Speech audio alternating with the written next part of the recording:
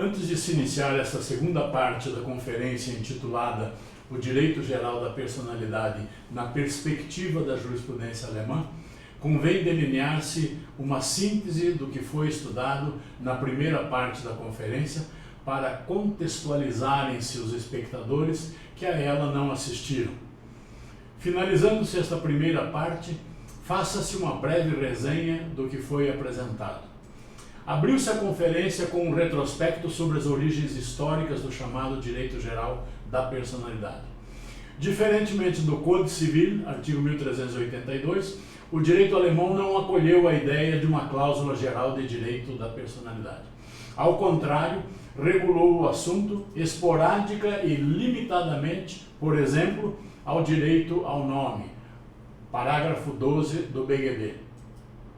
Foi-se construindo jurisprudencialmente a tutela de algumas expressões do direito geral da personalidade, tendo o Tribunal Imperial, o Reichsgericht, protegido o direito à imagem post-mortem e proibido a divulgação de fotos do chanceler Otto von Bismarck em seu leito de morte, registradas por 2 jornalistas. Porém, o turn point, o momento de inflexão, ocorreu no ano de 1954 por meio da decisão Carta do Leitor, Leserbrief, por meio da qual o Superior Tribunal de Justiça Federal, o BGH, ampliou a tutela ao direito autoral. O direito geral da personalidade exerce dupla função no direito alemão. A uma, em sua dimensão estática, o direito de ser deixado em paz, in Ruhe gelassen zu werden. A duas, em sua conotação dinâmica, o direito ao livre desdobramento da personalidade, à ativa autodeterminação e à liberdade de ação. O segundo tópico versou sobre os direitos especiais da personalidade na perspectiva jurisprudencial alemã e mostrou que, a exemplo do direito à própria imagem, a cláusula geral do direito da personalidade complementou a proteção da lei referente aos direitos autorais de 1907 e fortaleceu a tutela desses direitos. Ampliou-se a proteção contra a obtenção subreptícia da imagem de dentro da esfera privada alheia. No terceiro módulo, sobre a superação do mito da existência de um âmbito nuclear de privacidade, o Kernbereichsschutz, identificaram-se 2 principais objeções. Quais sejam? A primeira, a reconhecida existência de uma privacidade na publicidade.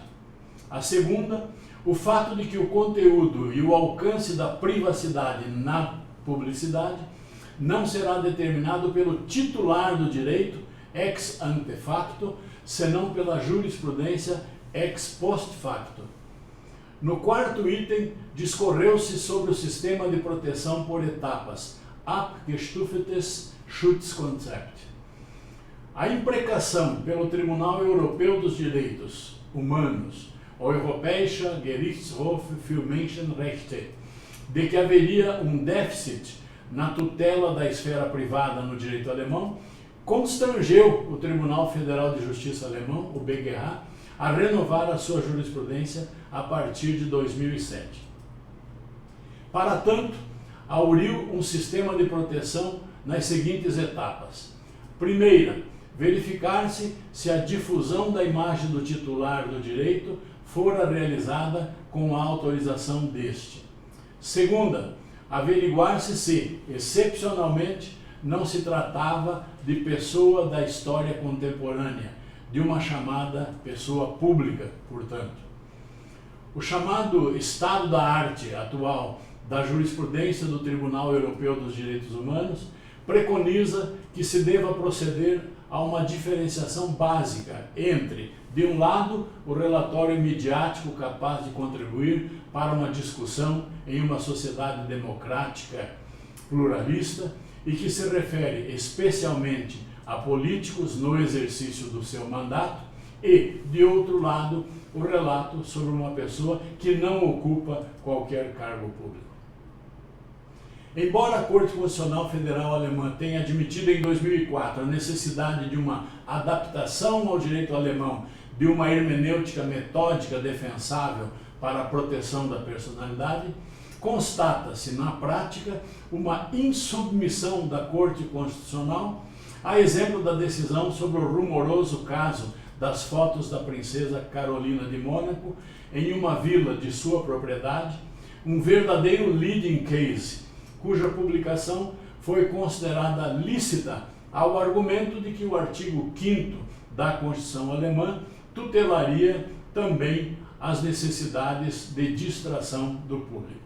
Adentrando neste momento a segunda parte da conferência, intitulada Os Direitos da Personalidade na Jurisprudência Alemã Contemporânea, serão estudados tópicos sobre, primeiro, o desenvolvimento dos direitos da personalidade e, segundo, acerca da eficácia dos direitos fundamentais no direito civil. Pertinentemente ao desenvolvimento dos direitos da personalidade, colhe-se a decisão Carta do Leitor, Leserbriefentscheidung, de 1954. Por meio desta decisão, de 25 de maio de 1954, a jurisprudência do BGH recepcionou pela primeira vez a construção doutrinária do direito geral da personalidade.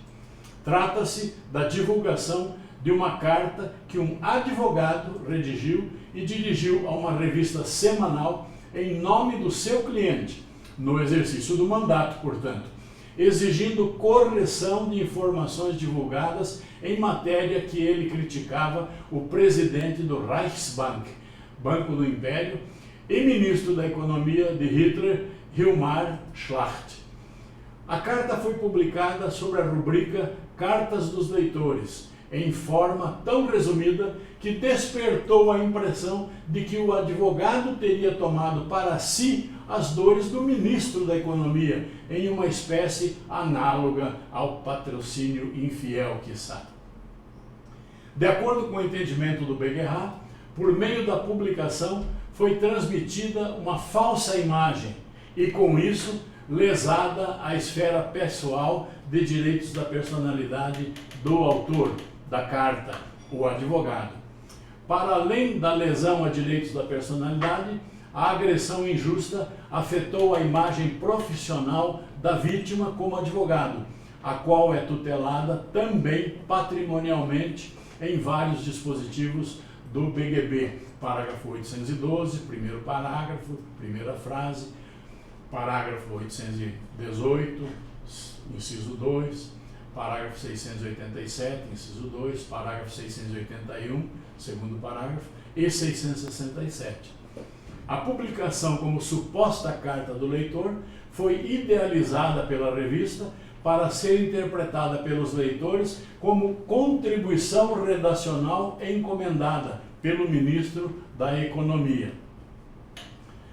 Na decisão Ginete ou Cavaleiro, Herrenreiterentscheidung, de 1958, o parágrafo 253, primeiro parágrafo do BGB, estatui que, por um dano não patrimonial, somente pode ser exigida a indenização em dinheiro nos casos previstos em lei. O BGH contornou tal obstáculo por meio da sua decisão Ginete ou Cavaleiro. Tratava-se da utilização não autorizada da imagem de um cavaleiro de torneio para fins de promoção de um energético sexual.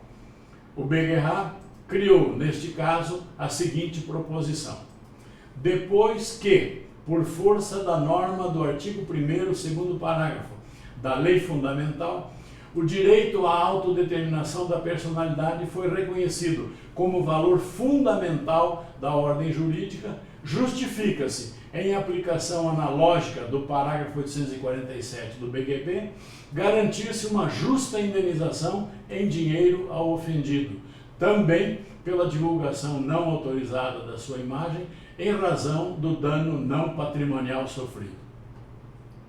Posteriormente, o BGH passou a deduzir a tutela pecuniária diretamente dos artigos 1º e 2º da Lei Fundamental. Para tanto, devem concorrer duas pré-condições. Primeira, que se apresente uma ofensa tão grave que o reconhecimento de uma indenização pecuniária para compensação de uma lesão imaterial se evidencie como necessidade incontornável. Segunda, só se pode reclamar do ofensor reparação em dinheiro se a lesão sofrida não puder ser reparada de outra forma. Na decisão Mephisto-Entscheidung, de 1968, o caso decidido referia-se à obra literária Mephisto, Romance de uma Carreira, escrita por Klaus Mann, no exílio, em que transpareceu o paralelo entre a descrição da vida de Gustav Gründgens e o papel do personagem Hendrik Hofgen. Neste romance, o autor apresentou o seu próprio ex-cunhado, Gründgens, a quem imputara haver cortejado o regime nacional-socialista e também haver perpetrado perversões sexuais. O livro foi publicado em Amsterdã em 1936 e em Berlim-Leste em 1956 e deveria ser lançado também na então Alemanha Ocidental após a morte de Gründgens. Contra este intento foi vitoriosa a ação judicial do seu filho adotivo no ano de 1968. A decisão Mephisto foi pioneira ao estender a proteção aos direitos em relação a pessoas mortas. Tal proteção, que expira em 10 anos, contados da defunção, de acordo com os parâmetros da lei referente ao direito autoral sobre obras das artes plásticas e da fotografia, de 1907, em seu parágrafo 22, terceiro parágrafo, foi ampliada pela jurisprudência, chegando, como no caso de Emil Nolde, a 30 anos. A decisão do BGH estabeleceu limite temporal, tanto que, em 1980, 12 anos depois, o romance foi publicado na Alemanha sem cortes por outra editora. Aos legitimados foi reconhecida, no entanto, mera pretensão de defesa por meio de ação negatória, sem pretensão à compensação pecuniária, ao argumento de que mortos não são passíveis de sofrer dano indenizável pecuniariamente.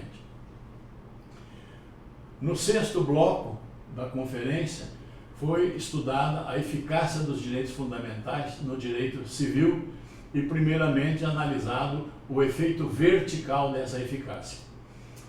Considerando-se que o destinatário precípuo do dever de respeito aos direitos fundamentais é o Estado, ao qual é proibido restringi-los por meio da legislação infraconstitucional, fala-se, neste sentido, de um efeito vertical dos direitos fundamentais, eis que se desenvolvem no campo de tensão entre o inferior, indivíduo, e o superior, o Estado.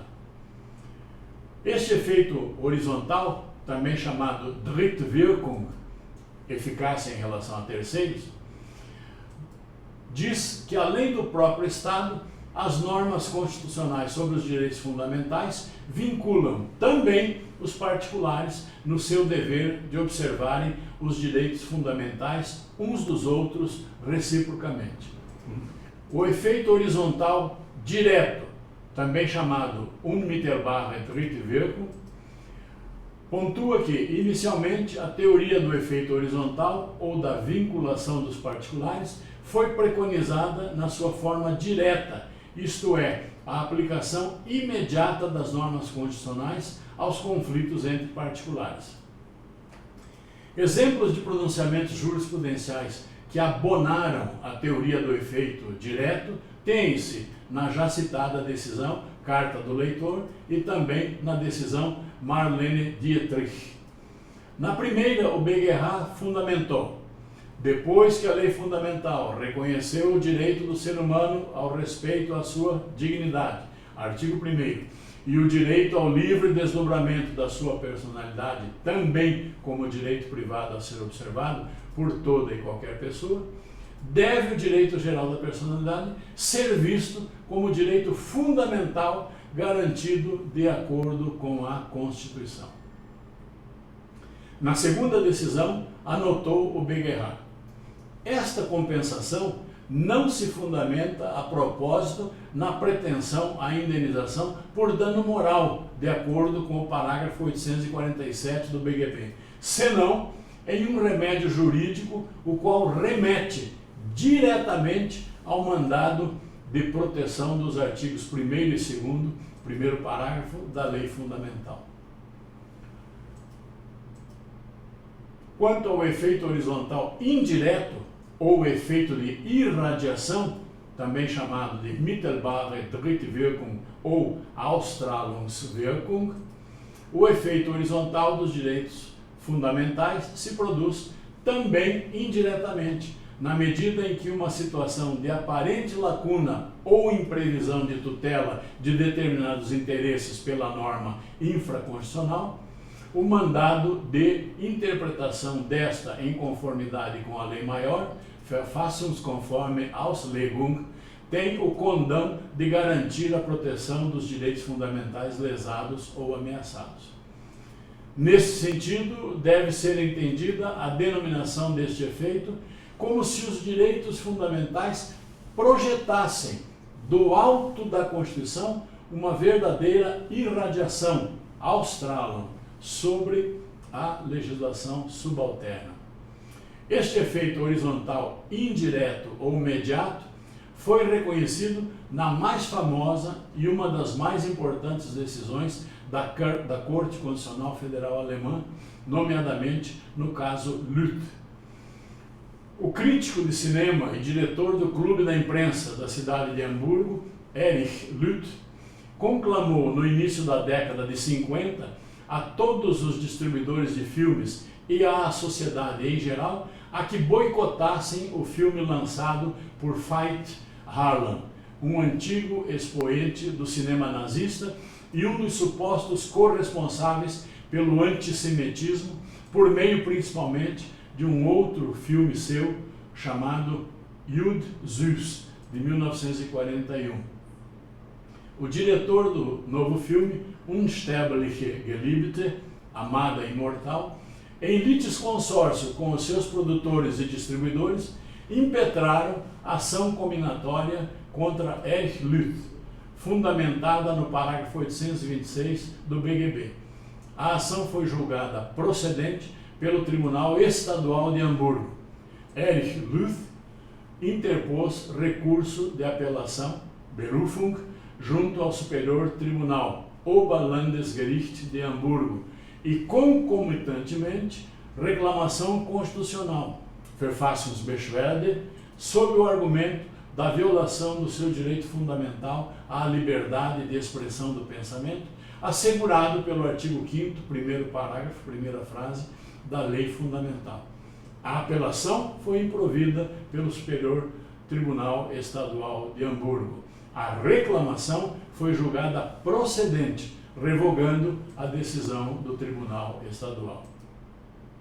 A opção da Corte Constitucional Federal Alemã pelo efeito indireto ou imediato transparece no seguinte excerto da decisão.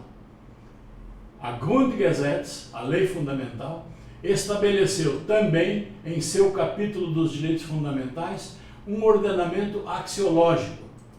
Esse sistema de valores, que tem como ponto central a personalidade humana e sua dignidade, que se desenvolve livremente dentro da comunidade social, precisa valer como decisão constitucional fundamental para todas as áreas do direito. Legislativo, administração pública e judiciário recebem dele diretrizes e impulsos. Desta forma, ele influencia, obviamente, o direito civil. Nenhuma norma de direito civil pode contradizer esse sistema de valores. Toda norma precisa ser interpretada segundo o seu espírito. Uma lide entre particulares sobre direitos e obrigações decorrentes destas normas comportamentais do direito civil, influenciadas pelo direito fundamental, permanece no direito material e processual uma lide civil. Interpretado e aplicado deve ser o direito civil, ainda que sua interpretação tenha que seguir o direito público, a Constituição. A decisão, que impressiona igualmente pelo seu alcance didático, explica como se dá a influência do direito constitucional. A jurisprudência serve-se principalmente de cláusulas gerais para a realização desta influência, que, como o parágrafo 826 do BGB, remetem para o julgamento do comportamento humano a critérios extracivis ou até a critérios extrajurídicos, como os bons costumes. Pois, para a decisão a respeito da questão sobre o que tais mandamentos sociais exigem, no caso concreto, tem-se que, em primeiro lugar, partir-se do conjunto de concepções axiológicas as quais um povo alcançou numa certa época de seu desenvolvimento cultural e que foram fixadas em sua Constituição. Por isso, foram as cláusulas gerais alcunhadas com propriedade de, entre aspas, pontos de entrada, em alemão, Einbruchstellen, dos direitos fundamentais no direito civil. A problemática da limitação dos direitos fundamentais registra uma ruptura com a visão tradicional de que estes somente poderiam ou deveriam ser relativizados por, entre aspas, leis gerais de direito público, preconizando que leis gerais de direito civil, particularmente, pudessem também cumprir idêntico papel. É que, como salientou a Corte Constitucional, se, no entanto, o direito fundamental da livre expressão do pensamento tem um efeito também nas relações jurídicas de direito privado, sua importância se revela aqui em prol da admissibilidade de uma expressão do pensamento em face também de cada co-cidadão, precisa esta ser observada, então, igualmente. De outro lado, também, o eventual efeito contrário, qual seja o efeito limitador do direito fundamental, próprio de uma norma de direito privado, desde que ela exista para a proteção de bens jurídicos superiores. Não poder-se-ia aceitar o fato de que as prescrições do direito civil, que protejam a honra ou outros bens jurídicos substanciais da personalidade humana, não pudessem ser consideradas suficientes para colocar limites ao exercício do direito fundamental da livre expressão do pensamento, sem que, para o mesmo propósito, prescrições penais tivessem que ser fixadas. Esta fundamentação da Corte Constitucional alemã já como que vaticinava o surgimento de um futuro civil constitucionalismo e alertava para os limites do seu alcance e o vigor e suficiência dos princípios e normas do direito civil em muitos casos. E, nesse sentido, o parágrafo 138 do BGB constitui uma tal norma de direito privado limitadora potencialmente de efeitos dos direitos fundamentais do ofensor, obviamente, eis que os bons costumes consubstanciam inegavelmente, entre aspas, bens jurídicos superiores, que devem ter a primazia diante do direito individual à livre manifestação do pensamento de matriz constitucional. Portanto, em princípio, o parágrafo 138 do BGB se prestaria a funcionar como cláusula geral limitadora do direito de Erich Luth ao convocar o boicote. Considerou, todavia, que a conclamação ao boicote não constituiu conduta imoral ou contra os bons costumes no sentido do parágrafo 138 do BGB, porquanto o objetivo das expressões do reclamante foi, como ele mesmo afirma, impedir que Veit Harlan se firmasse como representante significativo da cinematografia alemã. Ele queria impedir que Veit Harlan fosse, de novo, apresentado como criador de filmes alemães e, com isso, surgisse a impressão de que um novo crescimento da cinematografia alemã tivesse que ser necessariamente ligado à pessoa de Veit Harlan. Os tribunais não podem julgar se a fixação deste objetivo é aceitável do ponto de vista material, mas tão somente se a sua manifestação, na forma escolhida pelo reclamante, fora juridicamente admissível. Ocorre que, para além de a Corte Constitucional ter considerado que axiologicamente a conclamação ao boicote não constituiu conduta imoral ou contrária aos bons costumes, ressaltou em suas razões de decidir que o direito fundamental à liberdade de expressão do pensamento, abroquelado no artigo 5º, primeiro parágrafo, primeira frase da Lei Fundamental, assegura não só o mero direito à discordância e à crítica abstrata ou em tese, senão, igualmente, o direito aos efeitos desta discordância ou crítica, ou seja, o direito de pretender que estas possam convencer, influenciar e até provocar a adesão a elas por parte de outras pessoas. Eis que o sentido da expressão da opinião é justamente deixar o efeito intelectual atuar sobre o meio, mostrar-se convincente e formador de opinião frente à coletividade.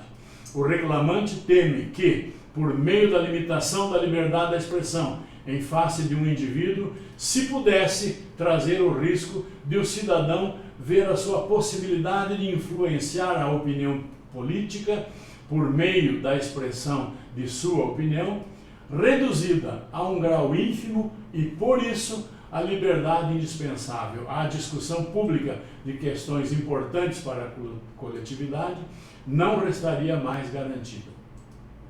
O direito fundamental deverá ter peso na balança naqueles casos, sobretudo, em que seu uso não se realizar em função de desentendimentos privados, nas relações econômicas e na busca de objetivos egoísticos, mas, pelo contrário, se trate de uma contribuição para a luta intelectual das opiniões no contexto de uma questão essencial para a opinião pública. E nesta senda chega a Corte Constitucional ao verdadeiro punctum saliens da questão, a qual confere a esta decisão a razão da notoriedade que alcançou, a saber, a construção da teoria da Wechselwirkung, ou do efeito recíproco. É que, se, por um lado, a norma de direito privado, no caso, parágrafo 138 do BGB, pode exercer um efeito limitador sobre o direito fundamental, por outro lado, a norma de direito fundamental, o artigo 5º, primeiro parágrafo, primeira frase da Grundgesetz, especificamente, pode e exerce efetivamente ação limitadora da eficácia da norma geral limitadora de direito privado, uma vez que as leis gerais precisam ser interpretadas no que tange ao seu efeito limitador dos direitos fundamentais, de tal forma a garantir que seja sempre protegido o conteúdo axiológico deste direito, que na democracia liberal fundamenta uma presunção a favor da liberdade do discurso em todas as áreas, vale dizer, na vida pública, sobretudo. A relação recíproca entre o direito fundamental e a lei geral não deve ser entendida, portanto, como uma limitação unilateral da vigência do direito fundamental por meio das leis gerais. Ocorre, pelo contrário, um efeito de influência recíproca, Wechselwirkung, no sentido de que as leis gerais colocam, de um lado, limites ao direito fundamental, segundo o teor do dispositivo constitucional. Por outro lado, elas mesmas precisam ser, por sua vez, interpretadas e limitadas devido ao reconhecimento do significado axiológico deste direito fundamental no Estado livre e democrático, naqueles pontos onde manifestarem seus efeitos limitadores do direito fundamental.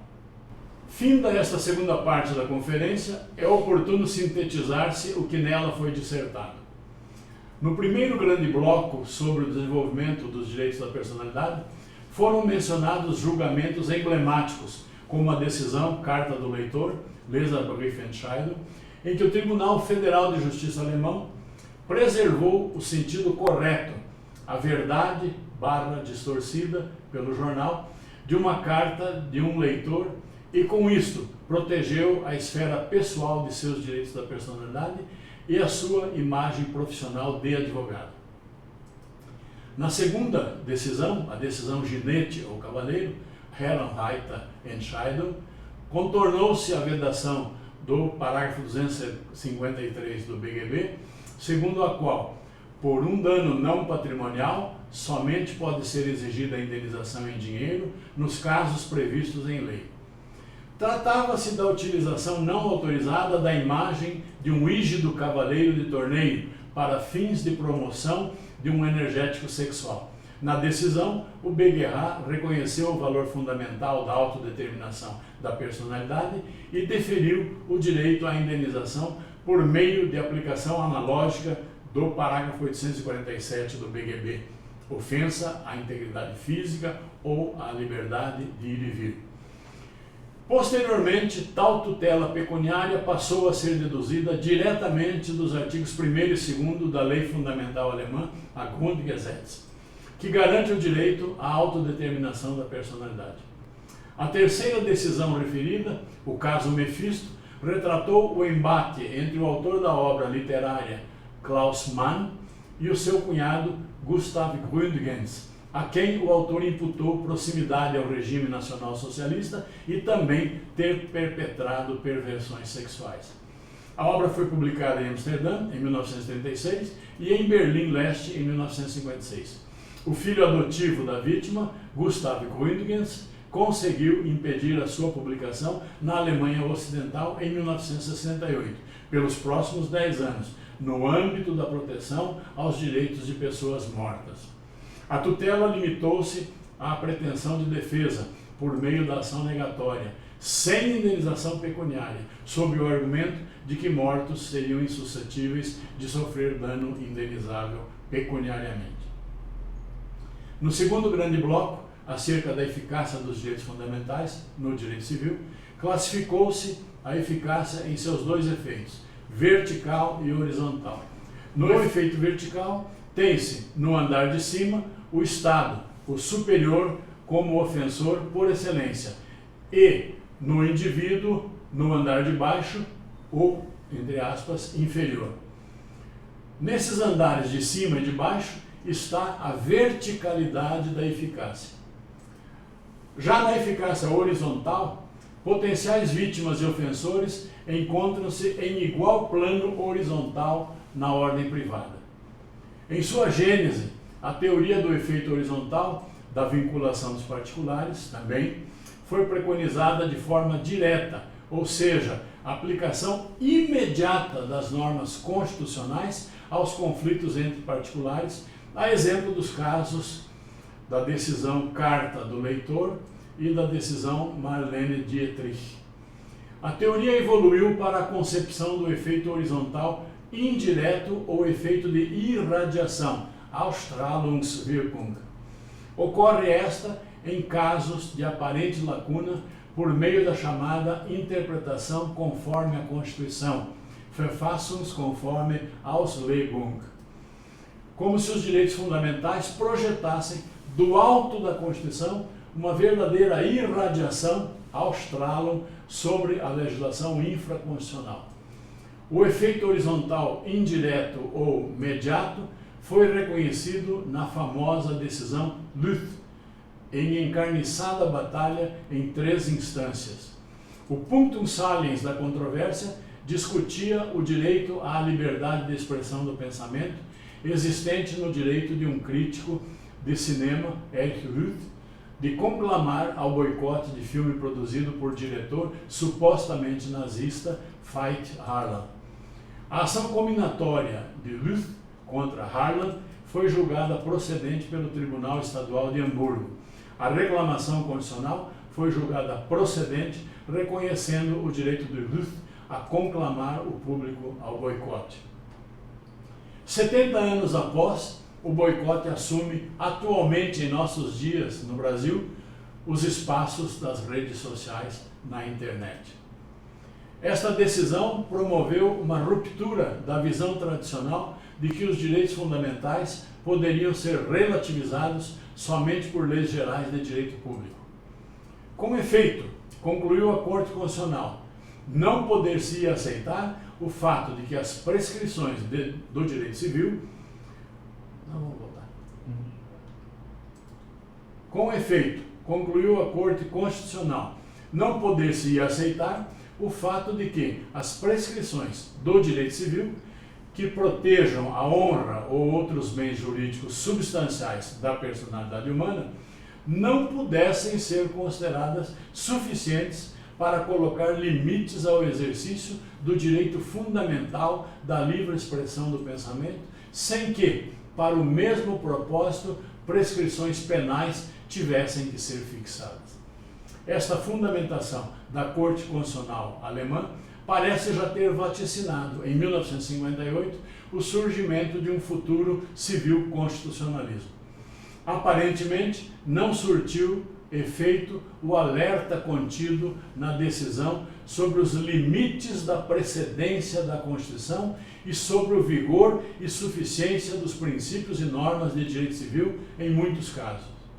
A decisão considerou que não tenha havido ofensa aos bons costumes, nos termos do parágrafo 138 do BGB, na medida em que o artigo 5º, primeiro parágrafo, primeira frase da Lei Fundamental, assegura não só o mero direito à discordância e à crítica abstrata ou em tese, senão igualmente o direito aos efeitos desta discordância ou crítica, qual seja o direito de pretender que estas possam convencer, influenciar e até provocar a adesão a elas por parte de outras pessoas. Concluindo, chega a Corte Constitucional à teoria da Wechselwirkung, ou do efeito recíproco, porquanto, se por um lado a norma de direito privado, o parágrafo 138 do BGB, pode exercer o efeito limitador sobre os direitos fundamentais, exerce a norma constitucional, o artigo 5º, primeiro parágrafo, primeira frase da Lei Fundamental, por seu turno, ação limitadora de direito privado.